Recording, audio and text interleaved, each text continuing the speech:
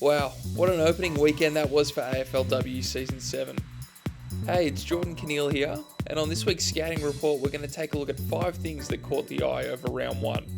I was lucky enough to attend the Essendon v Hawthorn game at Marvel, and I thought the atmosphere was fantastic, as was the quality of the game.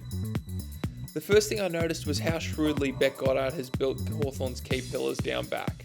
Former Melbourne forward Tegan Cunningham was honestly dominant at times in defence, particularly in that third quarter.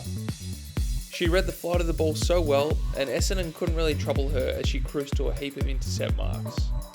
Akesh Makua-Chut complemented Cunningham's style really well across that half-back line as the second tall defender. On the other side, it was clear how stacked Essendon's forward line looked on paper, but it was always going to be interesting to see how it actually went in the first matchup. Well, it gelled together pretty quickly for the Bombers in terms of space and structure. The first thing that stood out was just how many capable contested marks the Bombers have up forward. We know Bonnie Toogood is a standout in that area, but debutante Paige Scott was brilliant overhead in her first game. Daria Bannister I thought did a really great job playing as our high half forward, who sprinted hard to get into that space that was left behind. Structurally, I think Bannister is going to be a really crucial component of that group, even if she doesn't get the accolades that others will. Moving on to the third thing I noticed from the weekend, how good did Tahlia Gillard look down back for the D's on Friday night? At 190 centimetres, she towers over others, and she looked pretty natural playing as the deepest defender, just waiting for the ball to drop in her hands at times. It was pretty similar to how that Tegan Cunningham experiment worked at the Hawks. Traditionally, clubs have tried their tallest players as rucks and forwards, but having such a dominant aerial presence down back might be the move in Season 7. My fourth item this week is probably more of a suggestion.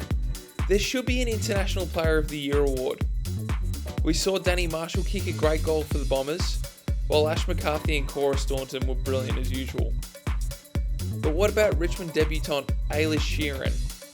19 disposals, 17 contested possessions, and a ridiculous 17 intercepts. The competition is stacked with international talent, and it's a unique award that deserves some thought. And finishing on a shorter one here, maybe 10 disposals and 2 behinds isn't that eye-popping of a stat line, but there's a little bit of electricity that Port Adelaide first gamer Hannah Ewings plays with. You can see she's got that classic crumbing forward timing, and she knows how to pop up in dangerous spots.